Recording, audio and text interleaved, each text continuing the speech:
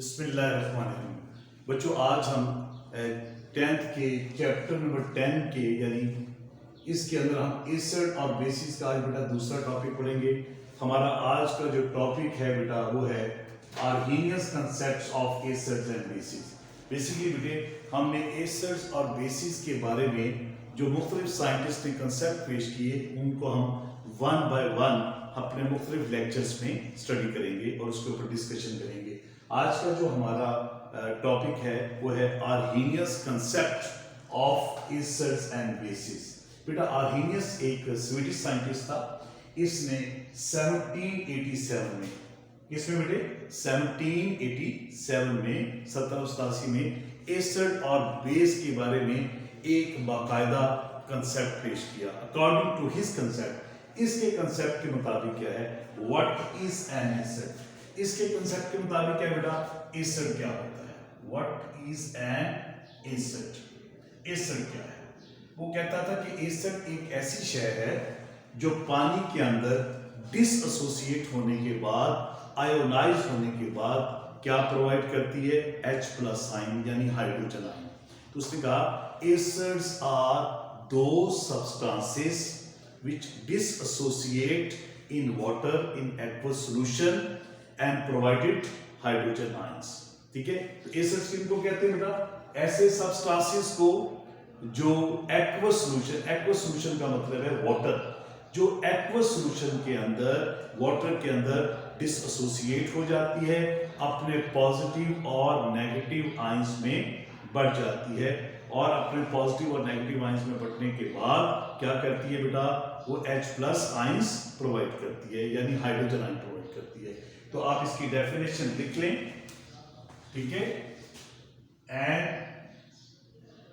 Acid is a substance या compound भी लिख सकते हैं विच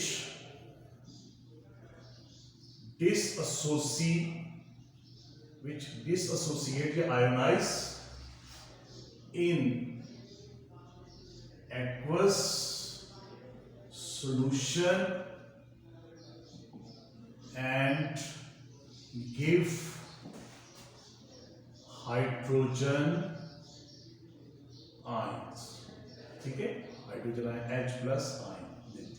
तो बेटा एसिड उस सब्सटेंस को कहते हैं, एसिड उस कंपाउंड को कहते हैं जो एक्वस सॉल्यूशन यानी पानी के अंदर डिसएसोसिएट हो जाता है, आयोनाइज हो जाता है और उसके बाद जो है वो क्या करता है, हाइड्रोजन आयन प्रोवाइड करता है।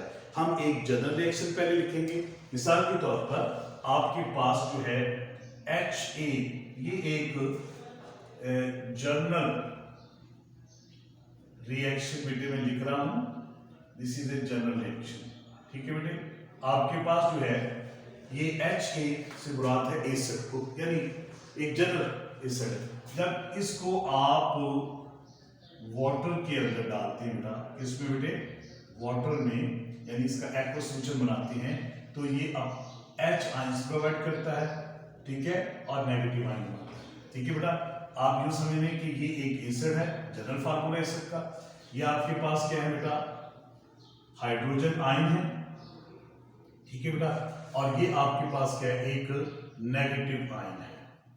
ठीक है, तो बेटा एसिड जो है, एसिड्स उस सब्सटेंस को कहते हैं जो वाटर के अंदर जब डालने पर उसका एक्वस सॉल्यूशन बनता है तो एसिड्स अपने आयंस में डिसएसोसिएट हो जाता है, अपने आयंस में आयोनाइज हो जाता है पॉजिटिव और नेगेटिव आयंस में, और पानी में हल होने पर एक्वस सॉल्यूशन के अंदर वो क्या प्रोवाइड करता है, हाइड्रोजन आयंस कहते हैं। तो एसिड किसको कहते हैं बेटा, उस सब्सटेंस को, उस कंपाउंड को जो वाटर के अंदर आयोनाइज होने के बाद हाइड्रोजन आयन देता है, उसको हम क्या कहते हैं बेटा, एसिड्स। ठीक है बेटा, अब इसकी एग्जांपल्स कर लेते हैं बेटे हम लोग। मिसाल के तौर पर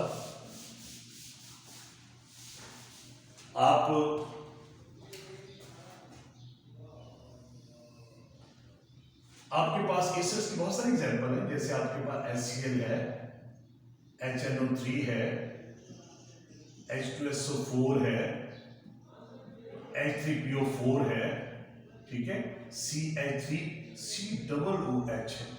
सबकी सबकी इसकी एग्जांपल्स है एसिड्स की, hydrochloric acid, nitric acid, sulphuric acid, phosphoric acid, acetic acid, इसके अलावा भी बहुत सारी एक्सेट्रा, ये सब के हैं आपके पास एसिड्स हैं। अब एक एग्जांपल को ले लें, आपके पास ये HCl है, अगर आप HCl को बेटे अगर आप HCl को वाटर में डालते हैं, इसका एक्वस सोल्यूशन बनाते हैं, तो बेटा ये H आयन में और क्लोराइड आयन में, या अपने पॉजिटिव और नेगेटिव आयन में क्या हो गया बेटा, बढ़ गया, डिसोसिएट हो गया, आयोनाइज हो गया, और इसने पानी के अंदर क्या दे दी, H आयन। इसी तरह अगर आपके पास HNO3 है, नाइट्रिक एसिड है, अगर आप नाइट्रिक एसिड को बेटा वाटर में डालें, ठीक है बेटा, अगर आप नाइट्रिक एसिड को वाटर में डालें तो बेटा क्या होगा, ये H आयन में और NO3 माइनस नाइट्रेट आयन में कन्वर्ट हो जाता है। इसी तरह अगर आप सल्फ्यूरिक एसिड को वाटर के अंदर डालते हैं तो सल्फ्यूरिक एसिड जो है बेटा वाटर के अंदर क्या करता है बेटा, ये 2 H आयंस प्रोवाइड करेगा, क्योंकि इसके अंदर 2 H आयंस मौजूद होते हैं, और ये किस में कन्वर्ट हो जाएगा बेटा, सल्फेट आयंस में कन्वर्ट हो जाएगा।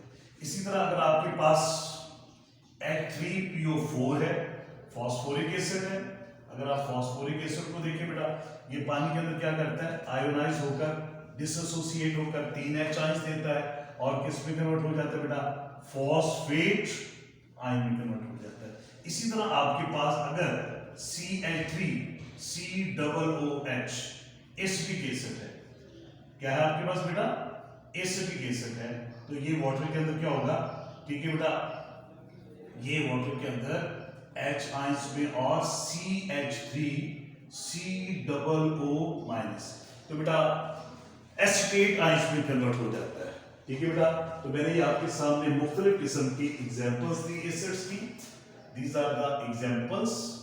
आप इन एग्जांपल्स में आप देख सकते हैं कि एसिड जो होते हैं, चाहे आपके पास हाइड्रोक्लोरिक एसिड हो, चाहे नाइट्रिक एसिड हो, चाहे सल्फ्यूरिक एसिड हो, चाहे फास्फोरिक एसिड हो, चाहे एसिटिक एसिड हो, जितने भी एसिड्स होते हैं वो एक्वस सॉल्यूशन के अंदर यानी वाटर के अंदर जब हल होते हैं, उसके अंदर डिसॉल्व करते हैं, तो वो अपने आयंस में आयोनाइज हो जाते हैं, अपने आयंस में डिसएसोसिएट हो जाते हैं, पॉजिटिव और नेगेटिव आयन में डिसएसोसिएट होते हैं, और क्या प्रोवाइड करते हैं बेटा, अब गौर से देखिएगा, वो H आयंस प्रोवाइड करते हैं।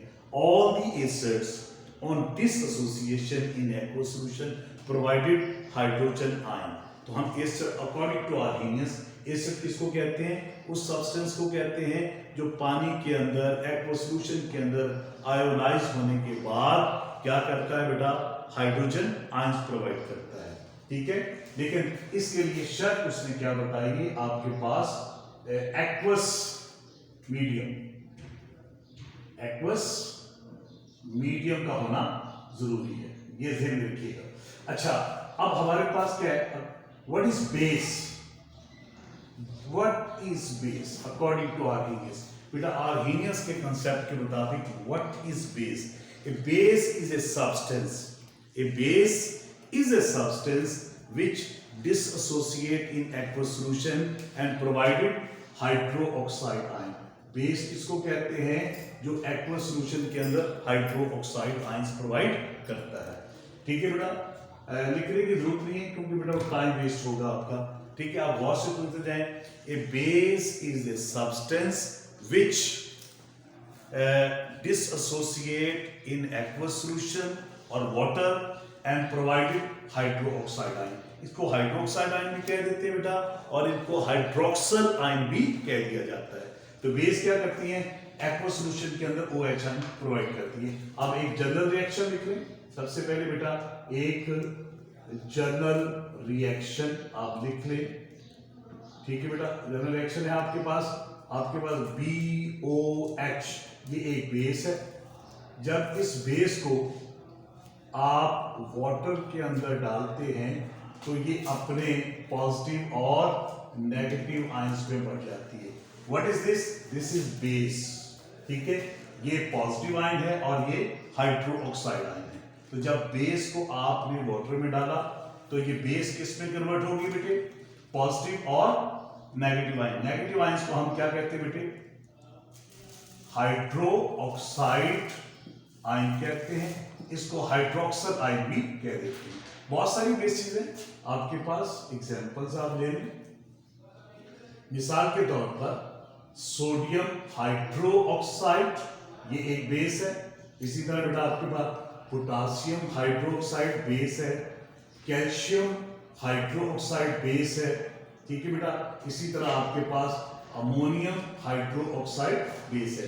तो बहुत सारे एग्जांपल्स हैं इसकी, ठीक है बेटा। Sodium hydroxide, potassium hydroxide, calcium hydroxide, ठीक है बेटा। उसके बाद आपके अमोनियम हाइड्रोक्साइड, बेरियम हाइड्रोक्साइड। जितनी एग्जांपल्स आप लिखना चाहें according to the question number आप लिख सकते हैं। अब देखिएगा, कोई भी बेस जो होती है जब उसको पानी में डाला जाता है या उसका एक्वस सॉल्यूशन बनाया जाता है तो उसके अंदर वो क्या करते हैं, OH आयन यानी हाइड्रोक्साइड बनाते हैं। मिसाल के तौर पर आप देखिएगा, एग्जांपल्स में आप देखिएगा बेटा। अब अगर आप एग्जांपल्स देखें, आपके पास क्या है, ये सोडियम हाइड्रोक्साइड है। जब आप सोडियम हाइड्रोक्साइड को वाटर के अंदर डालते हैं तो सोडियम हाइड्रोक्साइड वाटर के अंदर क्या होता है, अपने पॉजिटिव और नेगेटिव आयंस में कन्वर्ट हो जाती है, यानी सोडियम और हाइड्रोक्साइड आयन में। इसी तरह अगर आप ये एग्जांपल ले लें, आपकी पोटासियम हाइड्रोक्साइड है, ठीक है। अगर आप इसको वाटर में डालें तो ये बेटा पोटासियम आयन में और हाइड्रोक्साइड आयन में कन्वर्ट हो जाता है। इसी तरह अगर आप कैल्शियम, ठीक है, कैल्शियम हाइड्रोक्साइड ले लें, अगर आप कैल्शियम हाइड्रोक्साइड को वाटर में डालें तो बेटा ये कैल्शियम आयन में और किस में कन्वर्ट हो जाएगा, 2 हाइड्रोक्साइड आयंस में। इसी तरह अगर आप अमोनियम ले लें, अमोनियम हाइड्रोक्साइड की एग्जांपल ले लें, अगर आप इसको डालें तो बेटा ये क्या होगा, आपके पास अमोनियम आयन में और हाइड्रोक्साइड आयन में कन्वर्ट होगी। इसी तरह अगर आप क्या ले लें, एक और एग्जांपल ले लें, आपके पास क्या जगह बेटा नीचे से नजर नहीं आना, इसको रख करके बेरियम हाइड्रोक्साइड आपके पास है, तो बेटा बेरियम हाइड्रोक्साइड, ठीक है। अगर आप इसको वाटर में डालें तो बेटा ये बेरियम आयन में और 2 हाइड्रोक्साइड आयन प्रोवाइड करेगा इन द एक्वस सॉल्यूशन। तो बेटा आपने क्या देखा कि बेसिस जो हैं वो ऐसे सब्सटेंसेस हैं जो एक्वस सॉल्यूशन के अंदर जब हल होते हैं तो एक्वस सॉल्यूशन के अंदर क्या प्रोवाइड करते हैं बेटा, hydroxide ion. All the bases in aqueous solution on dissociation on ionize होने के बाद, जब उसकी आयोनाइजेशन होती है तो बेटा वो क्या प्रोवाइड करते हैं, हाइड्रोक्साइड आयंस, ठीक है बेटा। और इसी तरह जो एसिड्स होते हैं वो एक्वस सॉल्यूशन के अंदर क्या प्रोवाइड करते हैं बेटा, H ions, hydrogen ions provide करते हैं। तो बेटा according to Arrhenius concept acid जो होते हैं वो एक्वस सॉल्यूशन में H आयंस प्रोवाइड करते हैं और जो बेसिस होती हैं वो एक्वस सॉल्यूशन में क्या करती है, हाइड्रोक्साइड आयंस प्रोवाइड करते हैं। तो बेटा अब एसिड्स H आयंस देते हैं, बेसिस OH आयंस देते हैं। अब आर्हीनियस क्या, तो जो कंसेप्ट है उसके लिए एक्वस मीडियम का होना जरूरी है। अब आर्हीनियस ने जब ये कंसेप्ट पेश कर दिया तो कुछ साइंटिस्ट ने कहा कि दिस कंसेप्ट इज लिमिटेड, ये एक्वस सॉल्यूशन तक महदूद है। जो एसिड्स जो H आयंस देते हैं वो एसिड, जो OH आयंस देते हैं वो बेसिस। तो अब इसकी कुछ लिमिटेशंस भी हैं, इसकी कुछ हदूद भी हैं। No I am going to discuss with you the limitations of Arrhenius concept. बेटा आर्हीनियस कंसेप्ट जो है does not explain the nature of acid and bases in non aqueous medium. Non aqueous medium, जो aqueous medium होता है जिसमें जो जब कोई चीज वाटर के अंदर हल हो जाती है वो एक्वस मीडियम होता है, और जिसमें वाटर शामिल ना हो उसे हम क्या कहते हैं, नॉन एक्वस मीडियम कहते हैं। तो it does not explain the nature of acid and bases in non aqueous medium. ये नॉन एक्वस मीडियम्स के अंदर एसिड और बेस के कंसेप्ट को नहीं एक्सप्लेन करता, ठीक है। It is only applicable in aqueous medium. ये हमेशा एक्वस मीडियम के अंदर क्या होता है, एप्लीकेबल होता है। एक्वस मीडियम का मतलब है कि जब आप किसी चीज को पानी के अंदर हल कर देते हैं तो उसका एक्वस सॉल्यूशन बन जाता है, वो एक्वस मीडियम हो जाता है। अब according to this concept acid and bases किसको कहते हैं, एसिड उसको कहते हैं which provide hydrogen ion in the aqueous solution, और बेस किसको कहते हैं जो वाटर के अंदर या एक्वस सॉल्यूशन के अंदर क्या OH आयन प्रोवाइड करता है। तो अकॉर्डिंग टू आर्हीनियस कंसेप्ट मैंने आपको बताया एसिड उसको कहते हैं जो H आयंस देता है, बेस उसको कहते हैं जो OH आयंस देता है। बेटा अगर आप गौर से देखिएगा, कार्बन डाइऑक्साइड, अगर आप कार्बन डाइऑक्साइड ले लें CO2, अगर आप कार्बन डाइऑक्साइड को वाटर में डालें, ठीक है बेटा, तो ये वाटर के अंदर क्या करता है, हल होने के बाद कार्बोनिक एसिड बनाता है। इसी तरह आपके पास सल्फर डाइऑक्साइड है, अगर आप सल्फर डाइऑक्साइड को वाटर में डालें तो ये क्या बनाता है, सल्फ्यूरिक एसिड बनाता है। तो आप देखिएगा carbon dioxide and sulphur dioxide both behave like an acid, लेकिन ये पानी के अंदर कोई H आयन प्रोवाइड नहीं करते। This is also the limitation of Arrhenius concept. अब देखें, आर्हेनियस का कंसेप्ट कहता था कि वो सब्सटेंसेस या वो कंपाउंड्स जो पानी के अंदर क्या करते हैं, OH आयन प्रोवाइड करते हैं। OH आयन को हम क्या कहते हैं बेटा, हाइड्रोक्साइड आयन भी कहते हैं और हाइड्रोक्सल आयंस भी कहते हैं। अब देखिएगा अमोनिया NH3, अमोनिया जो है जब आप इसको वाटर के अंदर डिसॉल्व करते हैं, NH3 अमोनिया को जब आप वाटर में डिसॉल्व करते हैं तो ये अमोनियम हाइड्रोक्साइड बनाता है, ठीक है।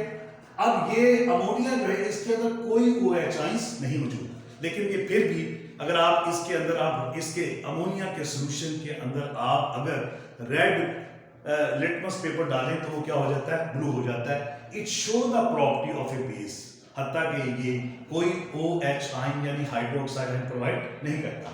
लिहाजा हम क्या कहते हैं कि it does not explain the nature of the compounds like carbon dioxide, like ammonia. Carbon dioxide is an acid as I have described it, जैसे कि मैंने आपको पहले बताया यहाँ पर। इसी तरह सल्फर डाइऑक्साइड है, ammonia is a base, ammonia जो है वो बेस की प्रॉपर्टीज रखता है। तो बेटा इस लेक्चर में हमने आर्हेनियस के कंसेप्ट को स्टडी किया। According to Arrhenius concept acid किसको कहते हैं, जो पानी के अंदर H आयंस प्रोवाइड करता है। बेस किसको कहते हैं, जो पानी के अंदर OH आयन प्रोवाइड करता है। बेटा लेकिन इसकी कुछ लिमिटेशंस भी थी, कुछ ऐसे कंपाउंड्स होते हैं जो एसिड और बेस के तौर पर बिहेव करते हैं, एसिड और बेस की प्रॉपर्टीज रखते हैं, लेकिन वो H और OH आयन प्रोवाइड नहीं करते। फिर साइंटिस्ट ने सोचा कि ऐसे कंपाउंड्स को एक्सप्लेन करने के लिए कुछ नए कंसेप्ट्स की जरूरत है। लिहाजा इसको एक्सप्लेन करने के लिए इंशाअल्लाह ताला हम नए लेक्चर्स में, अपने नेक्स्ट लेक्चर में क्या करेंगे, एक नए कंसेप्ट को पढ़ेंगे। Thank you very much.